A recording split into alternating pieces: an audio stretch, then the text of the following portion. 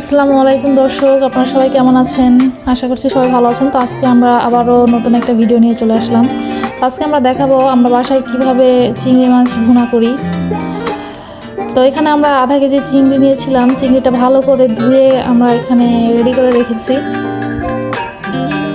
এরপরে আমরা এখানে আগে থেকে পেঁয়াজ এবং মরিচ কুচি করে রেখেছিলাম। তো এখানে আমরা একটা কড়াই নিয়ে নিব। কড়াইতে আমরা পরিমাণ মতো তেল দিয়ে দিব। তেলটা একটু গরম হলে সেটার মধ্যে আমরা এক এক করে পেঁয়াজ কুচি এবং কাঁচামরিচ কুচিটা দিয়ে দিব। এখানে আমরা পেঁয়াজ কুচি এবং কাঁচামরিচ কুচিটা দিয়ে দিচ্ছি। আমরা একটু পেঁয়াজটা বেশি ব্যবহার করি, তারপর আপনাদের পরিমাণ মতো এখানে পেঁয়াজ ব্যবহার করতে পারেন। এবং আমরা কাঁচামরিচটাও একটু বেশিই নিয়েছি, আপনারা আপনাদের যতটুকু ঝাল খান ততটুকু ব্যবহার করতে পারেন।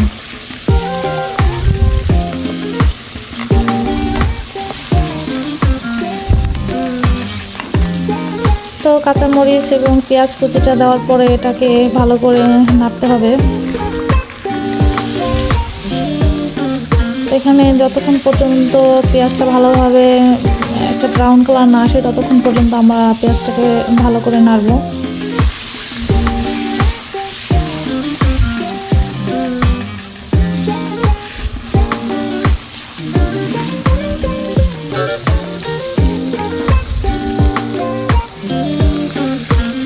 পেঁয়াজটা ব্রাউন কালার হওয়া না পর্যন্ত এখানে আমরা পেঁয়াজটা ভাজবো এবং পেঁয়াজটা অনবরত নাড়তে থাকবেন, কারণ হচ্ছে দেখা গেছে পেঁয়াজটা পুড়ে গেলে তখন টেস্টটা তেতো লাগতে পারে।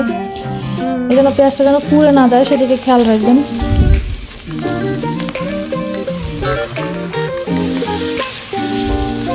এখন আমাদের পেঁয়াজ প্রায় ভাজা হয়ে গেছে, আমরা আরেকটু ব্রাউন করে নেব।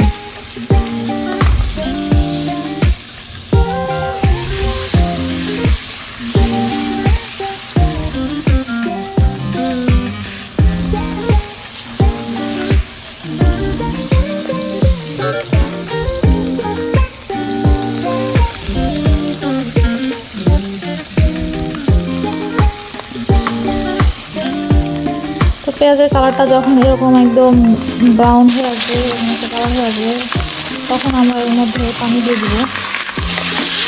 নাহলে এই সময় পানি না দিতে পেঁয়াজটা পুড়ে যেতে পারে, এই জন্য এখন আমরা পানি দিয়ে দিলাম একটু।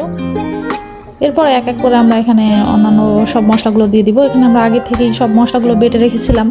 এখানে আমরা দিয়ে দিলাম আদা বাটা, রসুন বাটা, জিরা বাটা, এই সব মশলাগুলো দিয়ে দিলাম। এরপর আমরা এখানে একটু হলুদ দিয়ে দিলাম।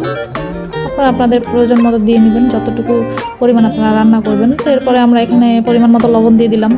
লবণ দিয়ে সব মশলাগুলো একটু ভালো করে নেড়ে দিলাম আমরা এখানে। এবার মশলাটাকে ভালো করে একটু কষাতে হবে। তো এখানে আমরা দুটো তেজপাতা ছিঁড়ে দিলাম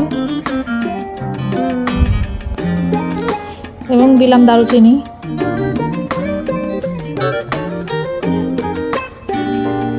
এখানে আমরা আরেকটু পানি দিয়ে নিচ্ছি, নাহলে মশলাটা আসলে পুড়ে যাবে, এই জন্য।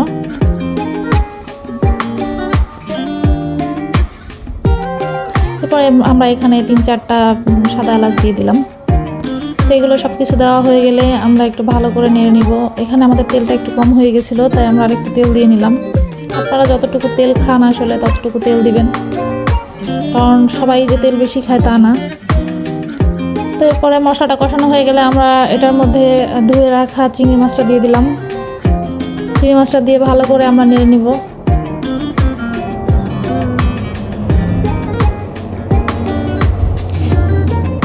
এরপরে আমরা চিংড়ি মাছটাকে ভালো করে নেড়ে নিয়ে এটাকে কষাতে থাকবো। তো এই পর্যায়ে আমরা একটু এখানে শুকনো মরিচের গুঁড়া দিয়ে দিলাম, কারণ না হলে কালারটা আসলে ভালো আসে না।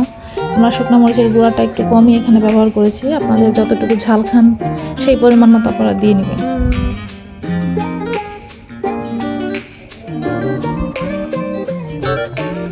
এরপরে আমরা এটাকে একটু ভালো করে কষিয়ে নিব। আমরা এখানে দেখুন কষানোর জন্য একটু ঢাকনা দিয়ে ঢেকে রেখেছিলাম এবং মোটামুটি আমাদের কষানো হয়ে গেছে।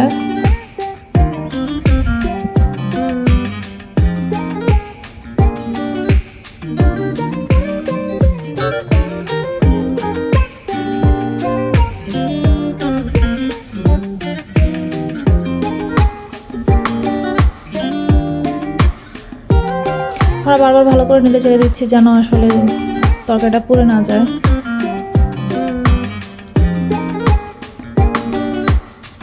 তো আমাদের কষানো হয়ে গেলে আমরা এখানে মোটামুটি একটু পানি দিয়ে দেব। খুব বেশি পানি দেওয়ার প্রয়োজন নেই, কারণ যেহেতু আমরা ভুনা করব, আর চিংড়ি মাছ সেদ্ধ হতে তো আসলে বেশি সময় লাগে না, আপনারা জানেন। এই জন্য অনেক বেশি পানি দেওয়ার প্রয়োজন হয় না। এখানে আমরা ভালো করে নেড়ে চেড়ে নিব পানিটা দিয়ে।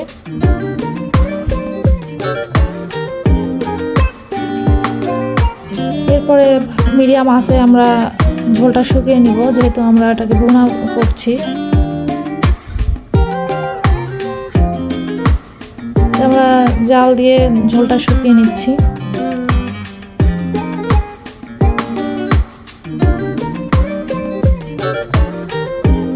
মোটামুটি আমাদের প্রায় হয়ে এসেছে, আর কয়েক মিনিট রান্না করলেই হয়ে যাবে।